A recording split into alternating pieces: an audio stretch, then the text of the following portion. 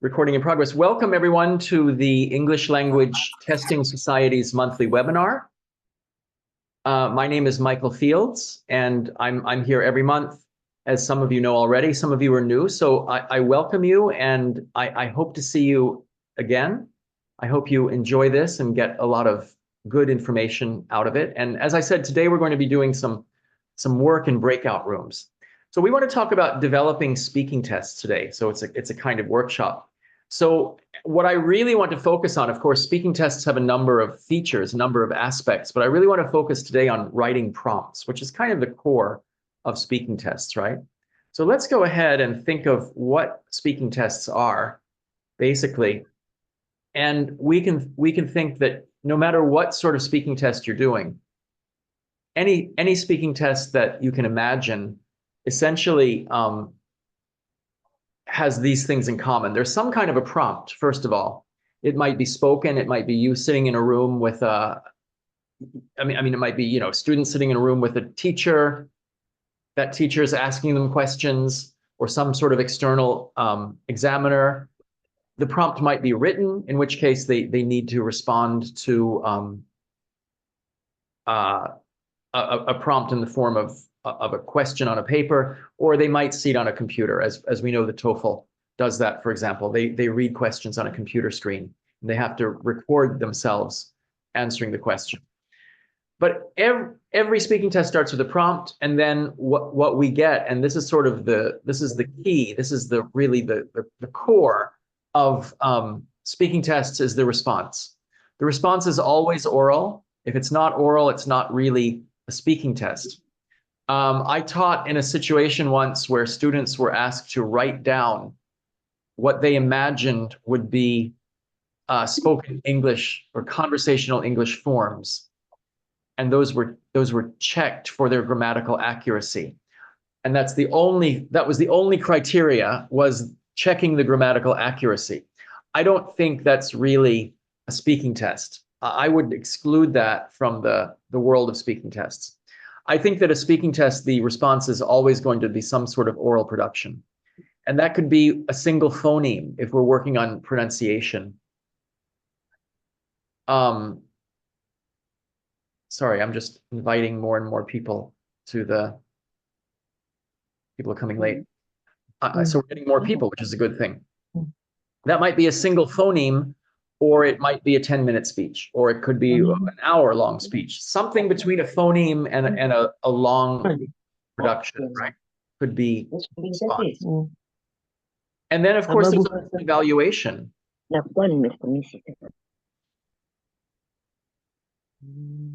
There's always an evaluation of that oral production. And I'm suggesting that if it's anything longer than an isolated word or syllable or maybe sentence, that it be rubric moderated. So really, this is what speaking tests are.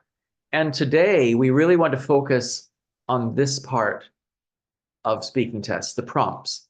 How do we write good prompts? What goes into writing good prompts?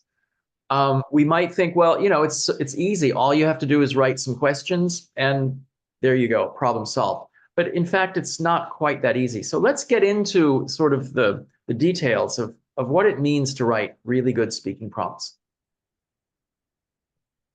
Let's think, first of all, that the tasks that you ask your students to do, the speaking tasks that you ask your students to do, might be an interaction style task. It might be a production style task, or it might be a mediation style task. And I would argue that a good speaking test has at least 2 of these, depends on how long your test is. And if it's possible, maybe even 3 of these, all 3 of these in a good speaking test.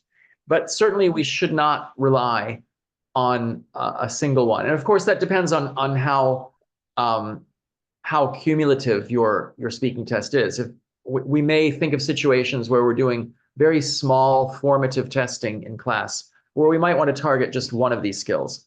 But in a broader, more cumulative speaking test, I would argue that we want to at least include 2, if not all 3. So when we think of interaction, let's remember that means you're having a conversation, you're listening and speaking at the same time. and this is happening in real time, right? So what we notice usually our turns are shorter, the language is spontaneous. It, of course, requires the speaker to listen as well as speak, because he has to give coherent responses, right? The responses must be some kind of response to the question asked, and not just random speech production. When we think about production, what we're thinking about are longer uninterrupted speech turns. If you think of explaining something, I got this new computer program, but I don't know how to use it. Can you tell me how to use it? I'd love to make spaghetti bolognese, but I don't know how. Can you tell me how to do that? I'm going to give a 15-minute talk on dolphins in the Pacific Ocean, right? Anything like this would be an example of production. In this case, the language is often more complex. We're going to see a lot more cohesive structures, and it's often pre-planned. Uninterrupted production is often pre-planned, and we need to respect that when we're designing speaking tests. Interaction is usually spontaneous. Production is usually pre-planned. Even if the speaker only gets a minute or two to pre-plan during the testing situation, it can really make a difference. The allowing the students to pre-plan can really make a difference in their performance. And then we can think of mediation, where the speaker relies on some kind of language input to produce output. So in this case, the language is not necessarily completely the speaker's own language. In other words, it's not original ideas. We're taking some kind of language input in order to produce language output. That could be summarizing something they read. It could be summarizing something they've heard. It could be any kind of translation.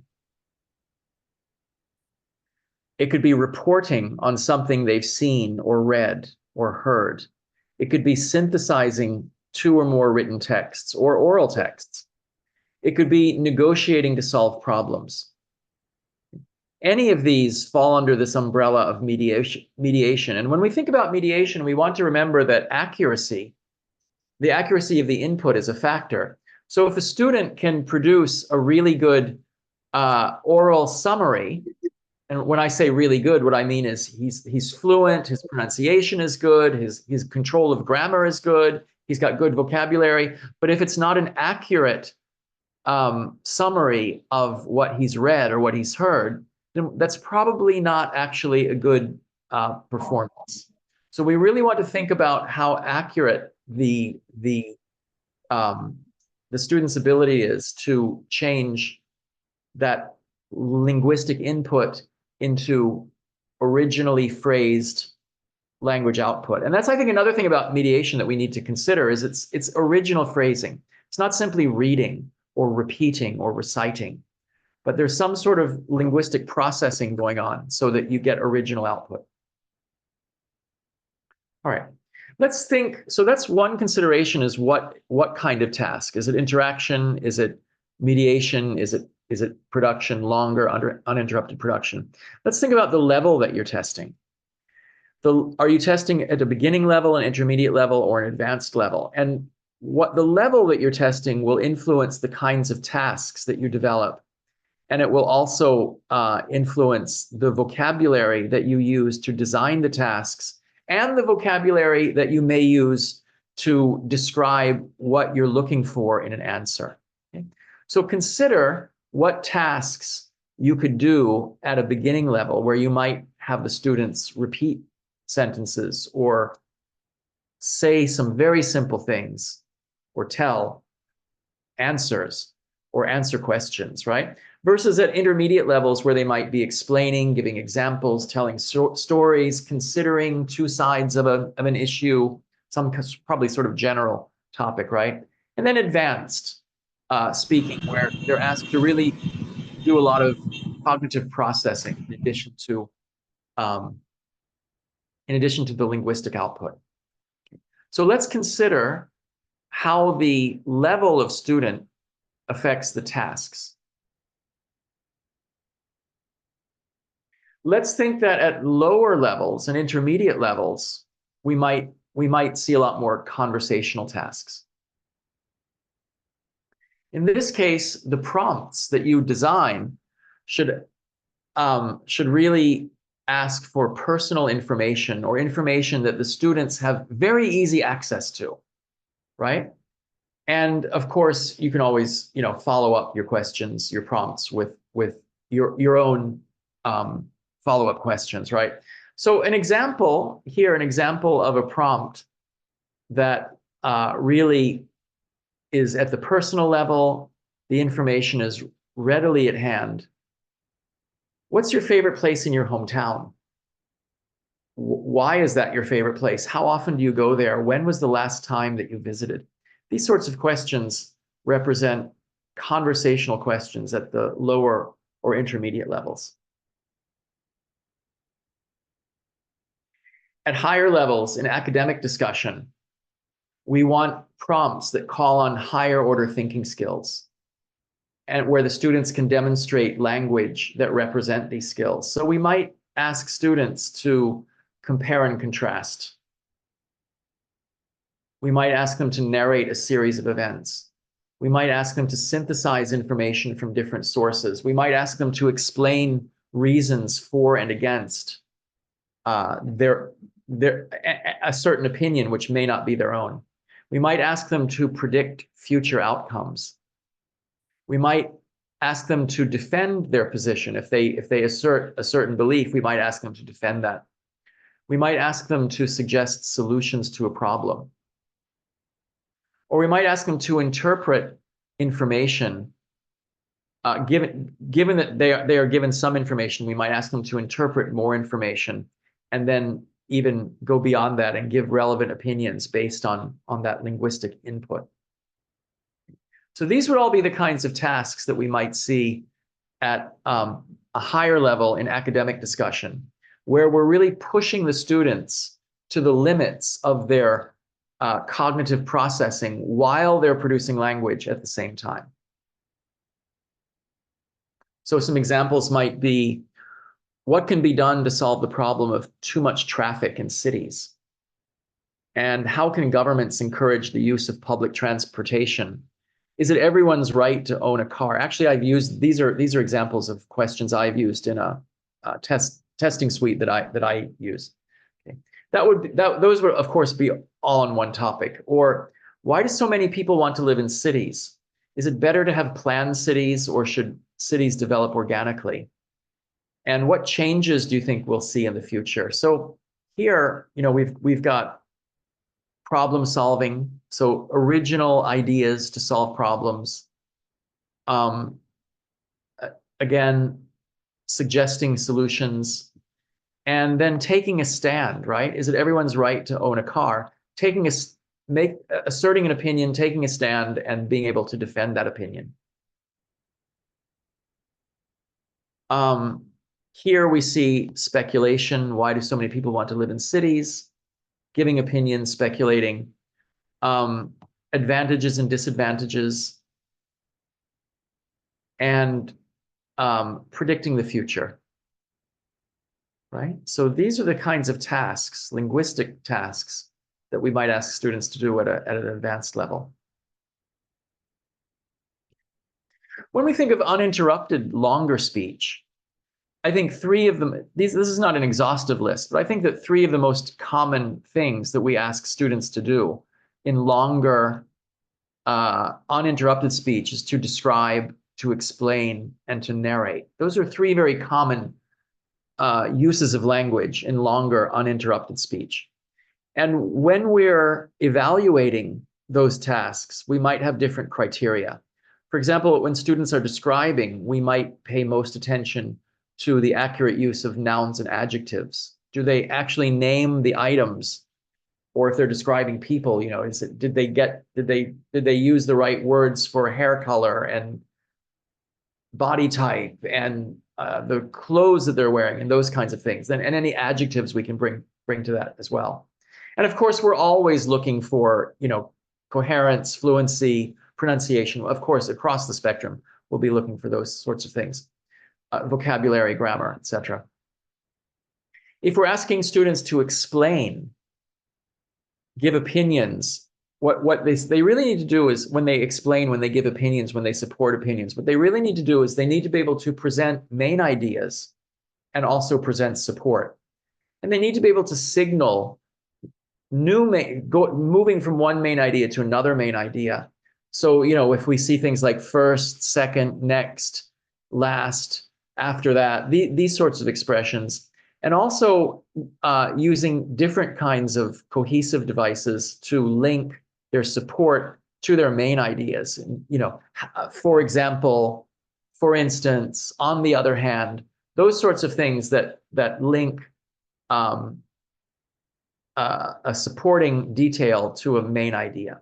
So we might be looking for those things when they're explaining. And if they're narrating, we'd really like to see that students can maintain coherence from the beginning to the end of their narration. In other words, can we really follow their story from beginning to end and still, know what's going on by the time they get to the end of this longer, uninterrupted speech? We might pay special attention to verb tenses. Often narration is in the past, not always. It could also, for some kind of effect, it could be in present, but often we use the past progressive, and the past perfect when we're narrating.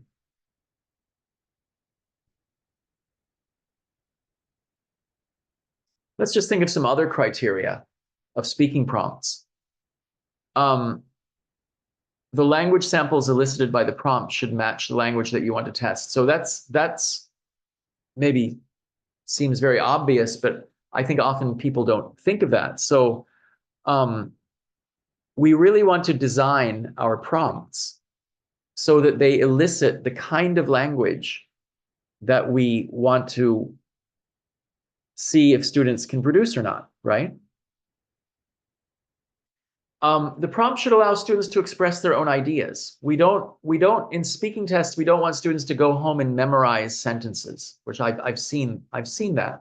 But and you may, in your world, you may have a use for that. You may be able to justify that. But I think in general, in speaking tests, students should be able to express their own ideas. And the prompts should allow a range of possible answers. So, the prompt, show a student a picture and what color is his shirt, doesn't allow the student any freedom to express a range of answers. There's only one correct answer, right? Whereas, what color shirts do you like wearing most? What's your favorite color shirt? Do you have a particular shirt that you like? Describe it for me. What color is it? Allows a range of answers, right? So I think these are really important. And then finally, you want to consider both the linguistic challenge and the cognitive challenge of the prompts. In some cases, if the linguistic challenge is harder, you might want to make the cognitive challenge easier, and vice versa. Or sometimes at the very upper levels, we might want to make sure that both the linguistic challenge and the cognitive challenge are there. Now, another page of this, and then we're almost ready for the workshop part. So this is kind of all background. I think it's often the case that teachers will design a speaking test and simply write a bunch of questions and say, okay, here are the questions, and I'm going to give these questions to my students and see how they answer, and make this kind of holistic, impressionistic evaluation based on the student's general performance. That's often a model for how speaking tests are written. What will be much better is if the prompts were ranked from easier to more difficult. And there's an explicit design in the speaking test, in the prompts, that it moves from the easier to the more difficult without going back, right? That we move in one direction from the easier to the more difficult speaking prompts. And in that way, we can observe students answering this series of questions, prompts, and we can really observe when they are able to produce language fluently and when that fluency starts to break down. And as the tasks become more difficult, what we often see is fluency begins to break down, or grammatical accuracy begins to break down, or as they're challenged as they're challenged cognitively, we might see that they stop paying attention to their pronunciation and their pronunciation starts to break down. So we can really make judgments, or we might see that when we push them to these higher levels, that they simply don't have the vocabulary anymore. So we can really, if we order our prompts in an order going from easier to harder, we can really make a better judgment of just where the student is falling on some kind of continuum. And this makes our evaluation or our grading more accurate. So I think that's a really important point when we design speaking prompts, and not just sort of haphazardly throwing a bunch of questions at students and just sort of making this general impressionistic evaluation.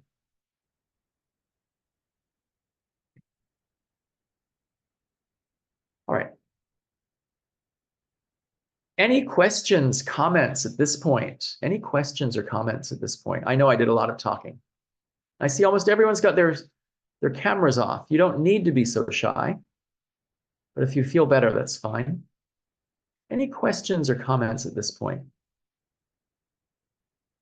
Erin, yes. Chime in? Yeah, I Just got myself into a place where I wasn't around other people, so I could actually talk to you. Good afternoon. My question, I put it in the chat, is what are your thoughts on giving one or two warm-up questions that aren't assessed? Try to get them into the speaking mode before they actually start testing. Maybe they know, maybe they don't know, but what's your thought on that? Oh, absolutely. I completely agree. Just getting them to sort of settle in and warm up a bit. Absolutely. And something I see is, well, I was going to say two things, but let me say three things. One thing I see is some students just have this wonderful, very even performance. Some students really need some time to warm up, and you see them sort of lighting up, right? And just getting better as the test goes on. And some of them just get worn down, right? They might start out well, but then by the end, they're not doing so well anymore. But absolutely, getting them settled in, getting them relaxed, getting them to sort of warm up to the linguistic challenge. Absolutely. Absolutely. Yeah. And I didn't see Erin's hand, and since I'm screen sharing, I'm not going to see all of you. So please, if you have a question, just shout out, because I really don't see everyone's panel here. Any other questions or comments? All right. In that case, this is a workshop. So what I'm going to do now, let's go back and review very quickly. Very quickly. I don't want to take up too much time, but let's just remember we're focusing on prompts. Let's remember that we might design interactive tasks, pure productive tasks, or mediation tasks. Let's consider the level that you want to test at and how the level bears on the kinds of tasks that you design. Let's think about what we might like to do at lower and intermediate levels, where it's probably going to be more conversational, or at upper levels, where it's probably more discussion, focus, fact-focused sort of thing, fact and opinion focused sort of thing.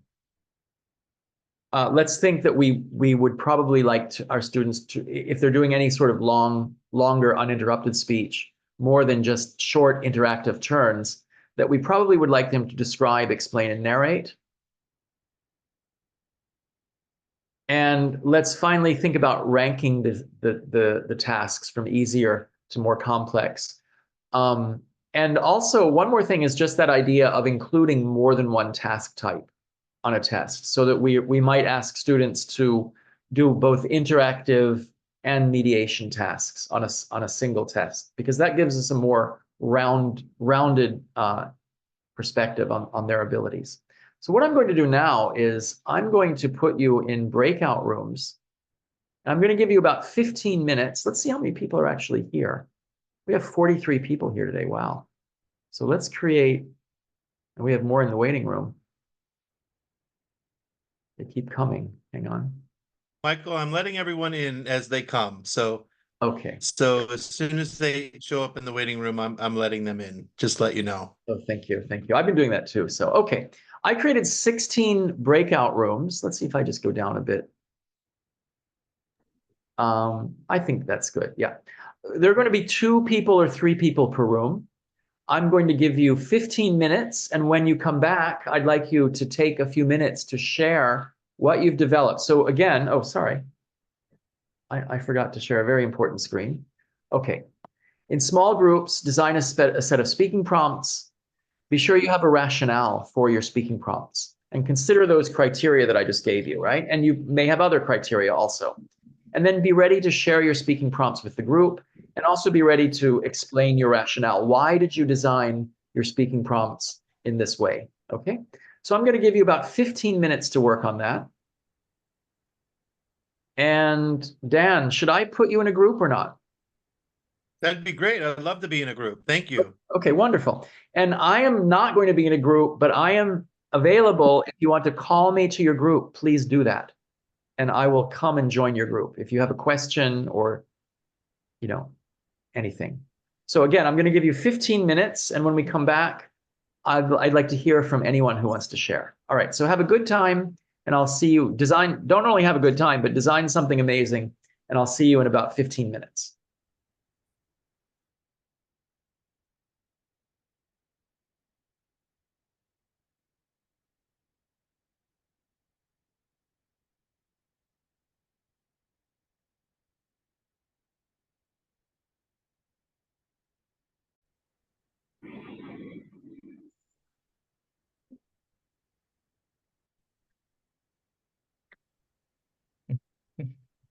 All right.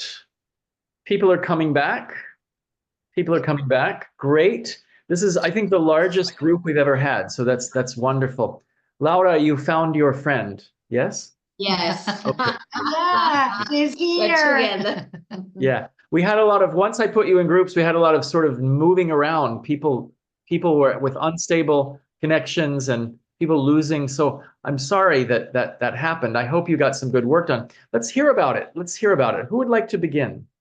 Anyone really would love to begin? Can I start, Michael? Please do, yes. Okay, I worked with Fatima and Samara too. Okay, and Samara too was having some issues, but we really had a nice interchange with Fatima mainly. Okay, and we thought about a situation in which we are testing intermediate students after they have finished a unit. And we want to test whether they can actively use the language they studied, vocabulary, grammar. And we thought about 2 task types to test them. Was the first one was interaction, thinking about how going from easier to more difficult. And the first one, we thought about asking 3 questions about heroes. For example, who is your favorite hero and why do you admire this person? And can you share a story about this person? And so that would be our first task. It would be the teacher with the student, okay?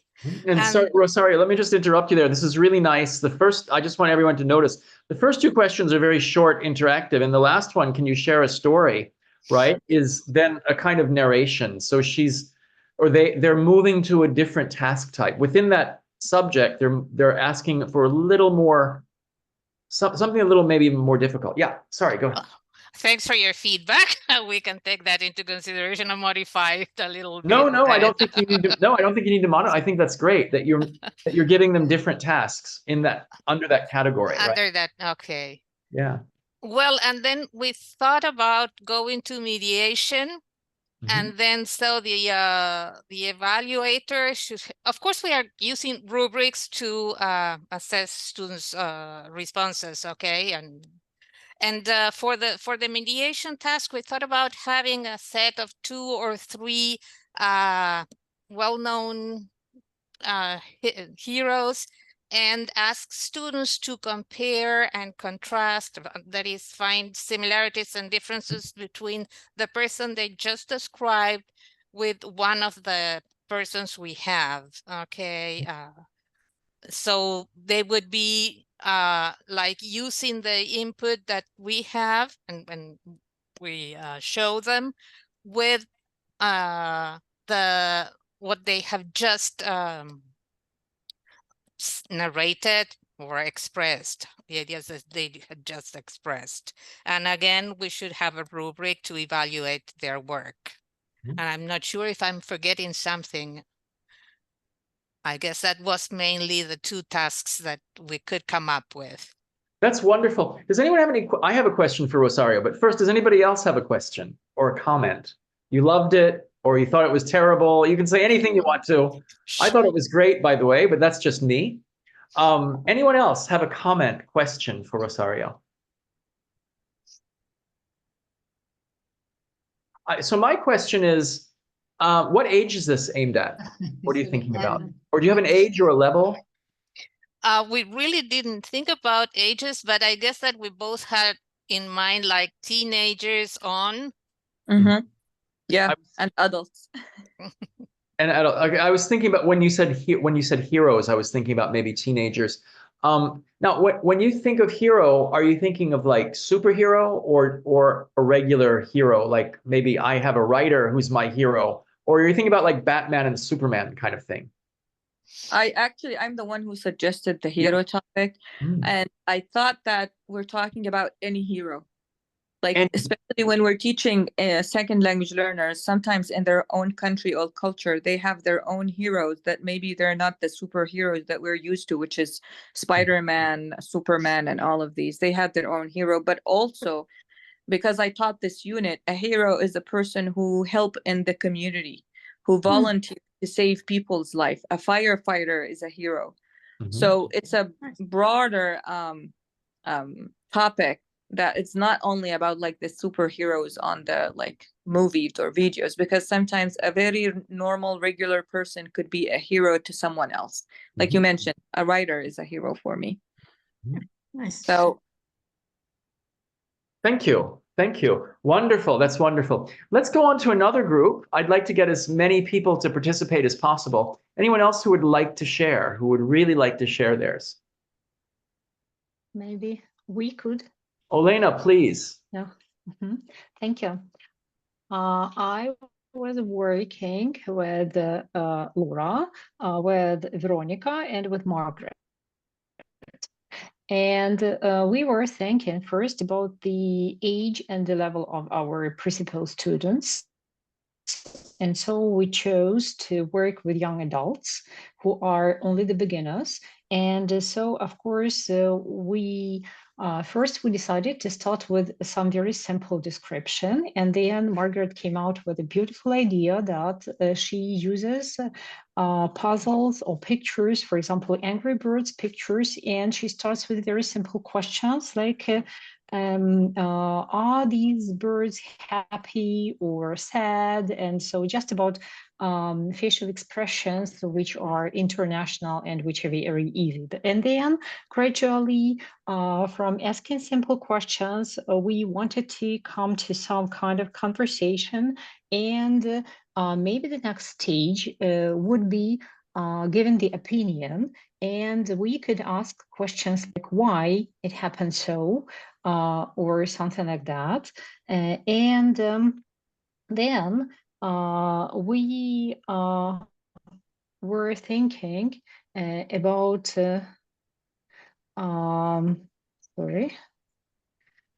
then we were thinking about some other kinds of activities we could get. And there was an idea that the adult students, whether they are the beginners, they should not be treated as children, as it could in a way insult them or just be, understood in the wrong way. And so we thought about the idea of unfolding some kind of plot.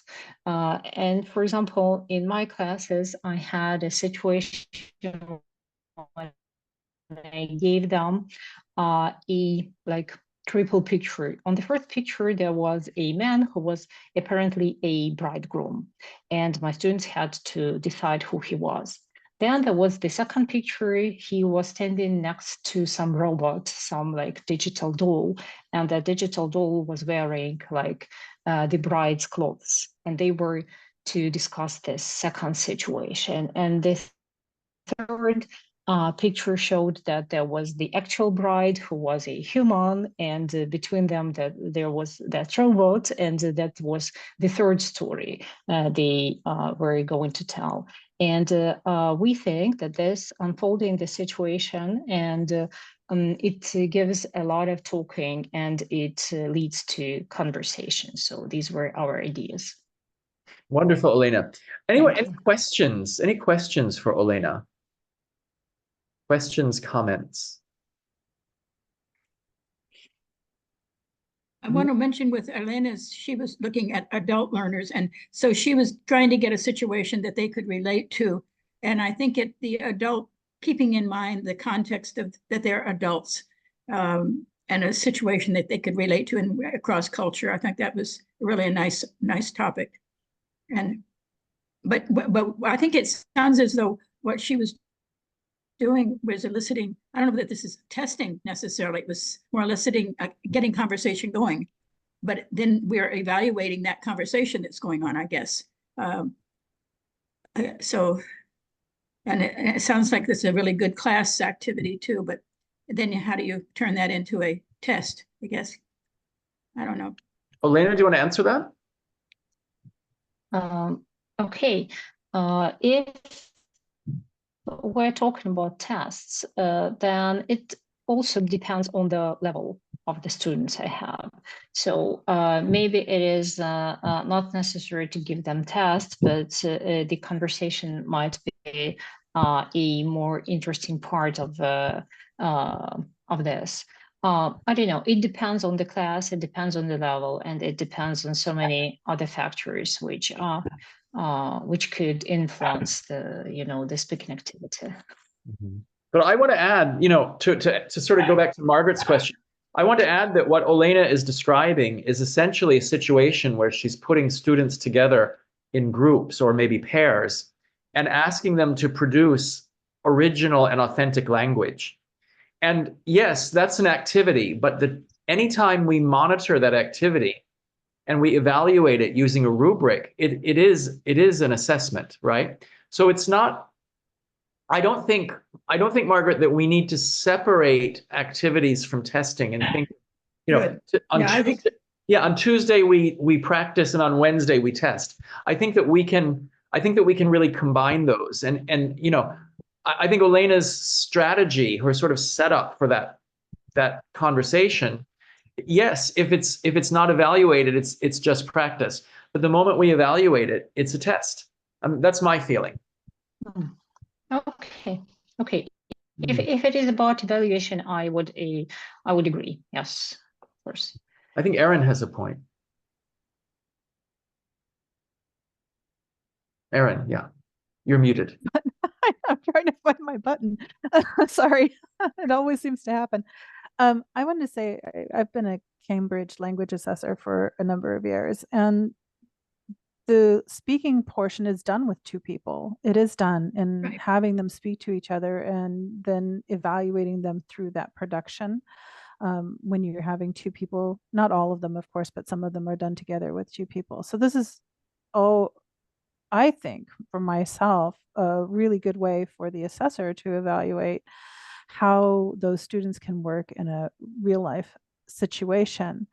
The challenge for me using that in my classroom has always been, what do I do when I have a really high level student that gets matched up with a lower level student? And how can I evaluate the language level of one or the other of those students when they can't converse at an equal level? So that would be my only issue or challenge with that. I think, Erin, if you're doing Cambridge evaluation, Cambridge assessments, you also have someone running the test and someone else evaluating. Is that right? That's correct. But I've also done a similar test by myself in my classroom. So, but it's yes, there's two people with it. It's very hard. I recorded mine and then I went back over it later. Yeah. I think that's Yeah. really hard when you're already putting students together and then you have to run the test and also try to evaluate at the same time. It's a lot of tasks to maintain. And yeah, especially when you're evaluating students that might be at very different levels. Yeah. Thank you, Elena. In the interest of time, I'd like to hear a few more. So anyone else would like to speak up about what they came up with in their group? Anyone? I think Hello? Suha may have something. Suha, did you want to share our group? Hello, Michael. Okay, Hillary. Yes, please go ahead. All right, thank you. In my roommates, they were Andriana Baran, and then Leila Taleb. Unfortunately, we couldn't get Leila, so I worked with Andriana from US, and we thought of a topic to try to be in your line, to be similar to what you were doing about beginners level. We designed the topic of which part of the house do you like the best? That was our topic for maybe beginners and intermediate. And then the prompts, first of all, we said it would be a good thing to give them 2 minutes of preparation. Mm-hmm. Then, if possible, we suggest some guides, vocabulary. It's like by pre-teaching of colors, the room items, and then on that top, we now give them the 2 minutes.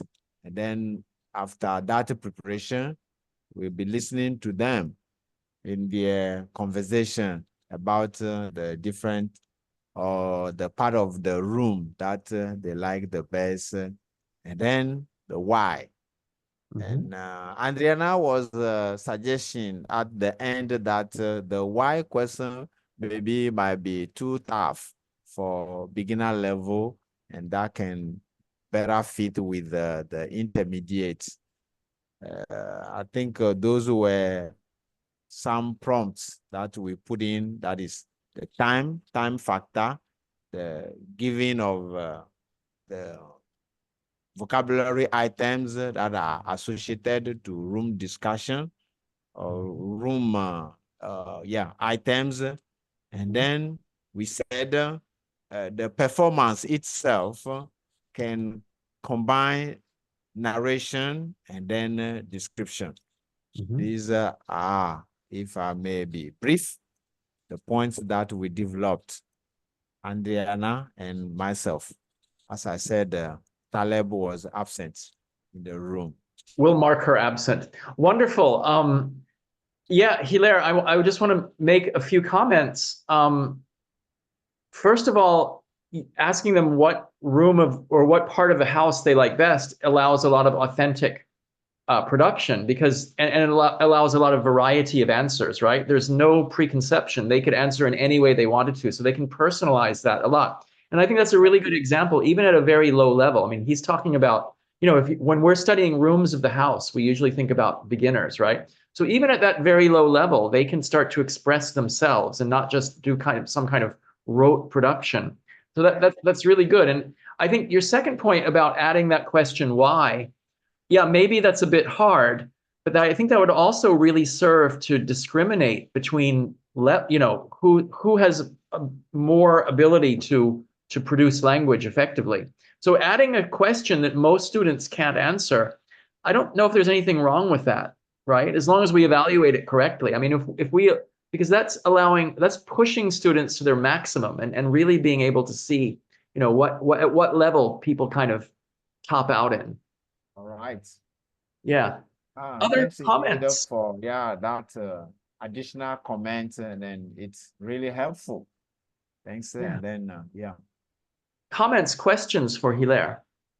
Yeah, one question here. I think that you said that you give them like an extra vocabulary during the assessment. I think that's nice because maybe they can use the words that they need instead of being shy or they don't know what to say. So if you give them this extra vocabulary, it might be good for them to feel like, okay, I can just make longer sentences or better description. I like that one. Okay, thanks indeed. That is a good monitoring. Great. You know, it's a little past 5 o'clock here. It's a little past the hour. If you feel like you need to leave, I understand. If you want to stay and have a little more of this discussion, I'm very happy to stay. So really, it's up to you. How does everyone feel? If you want to leave now, please feel free to leave. We said it was 1 hour, right? But if you want to take a little more time and share your ideas, I'm happy to stay. So anyone else would like to share? And if we lose some people, well, that's okay. Anyone else would like to share? Hello. Yes. Pedro. Yeah, I'm from Brazil, by the way. And actually, I didn't comment this in the breakout rooms, but made me remember about the discussion when I was studying in Dublin. And in that moment, I was only a student. And now as a teacher, I could see that was a really great activity.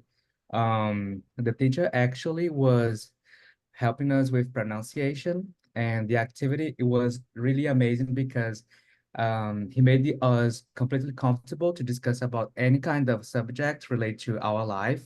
So he organized the class in pairs.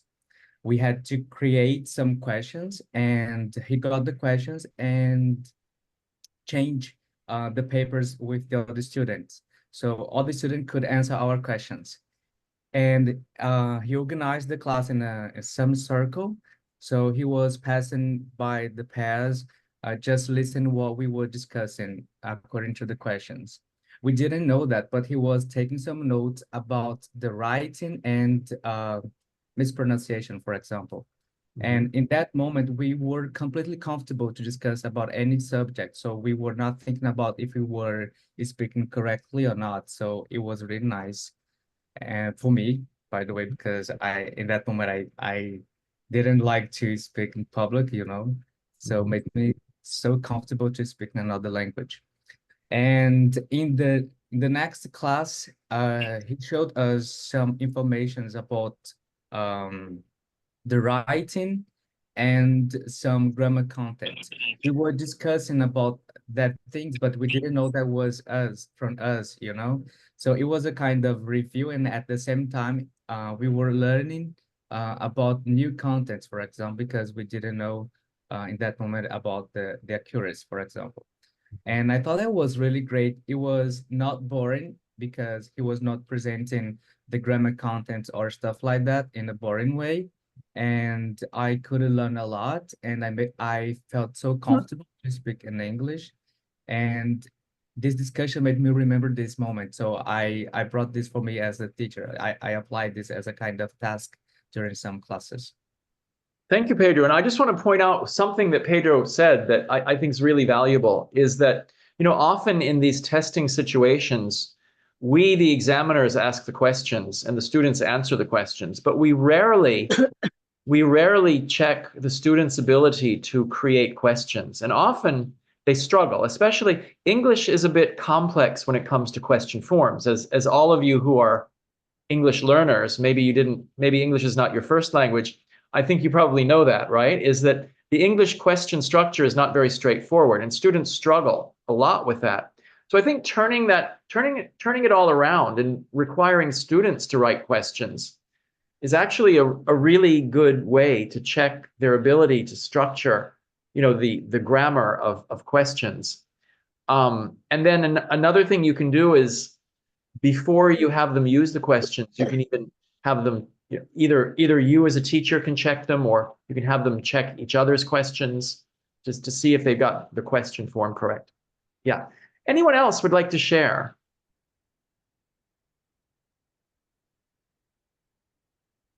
Anyone else would like to share? Suhan, I wanted to share. Please do. Please do. I took notes because she had so many ideas. So do you want to say something about the student group? Well, the students group, they are fourth graders, and they are at, A1 to A2, the level of them. I used pictures actually to ask them some questions about it, like what can you see? Name for example, name 4 places or items. Where would you like to go? Why would you like to go there? And I also asked them some personal questions. What's your name? Which is very easy, actually. Yet there were some students really struggled answering the question. How old are you? Where are you from? What's your favorite food? These were the main assessment questions. Great. So Yeah, please, Suha. I just wanted to add to that.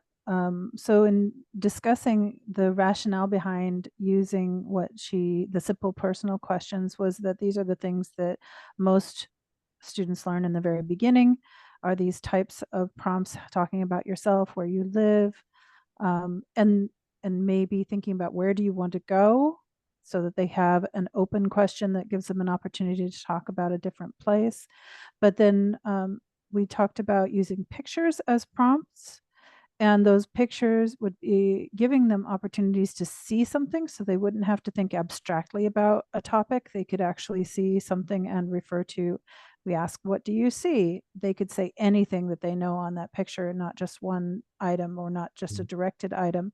And then getting into more of a nitty gritty of the picture, for example, a picture of a girl sitting in a dentist chair.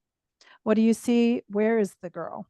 So maybe they can say at the doctor or a dentist's office, and then who else is there, making her imagine, or making the student imagine who else might be with them.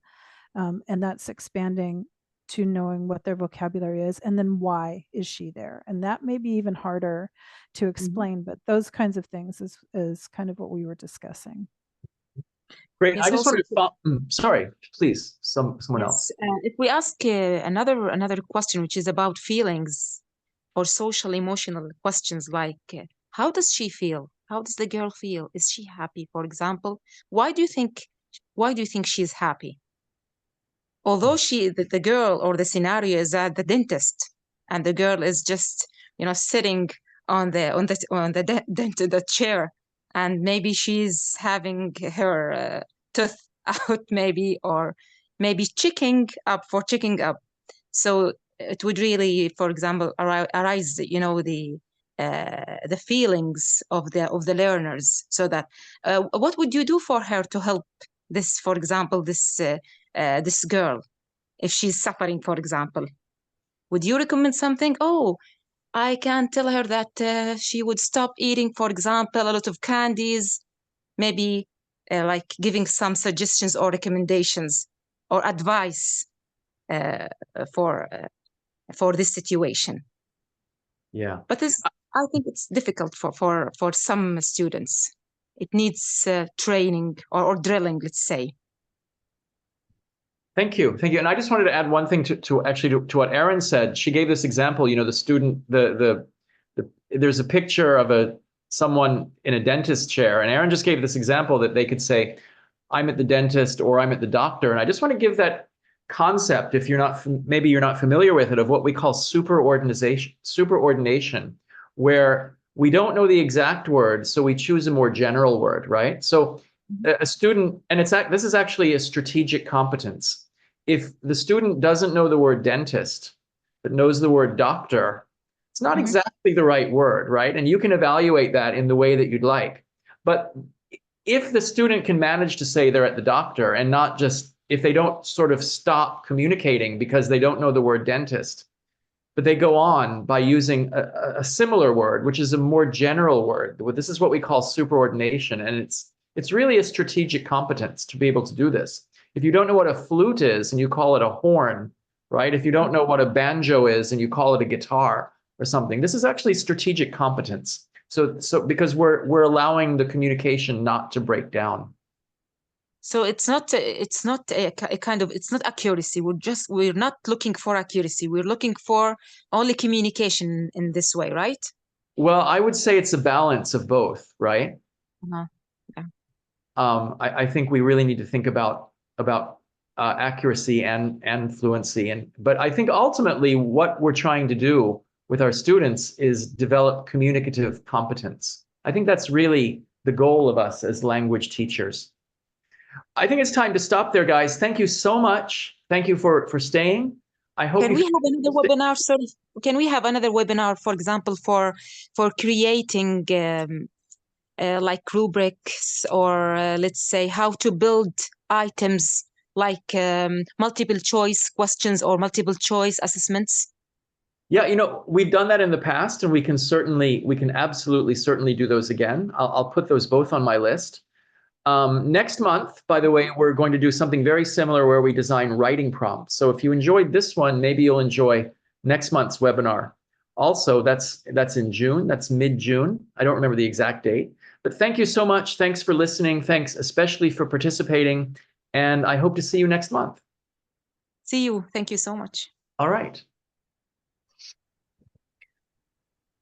Thank you, Michael. Has been excellent as usual. Oh, thank you so much.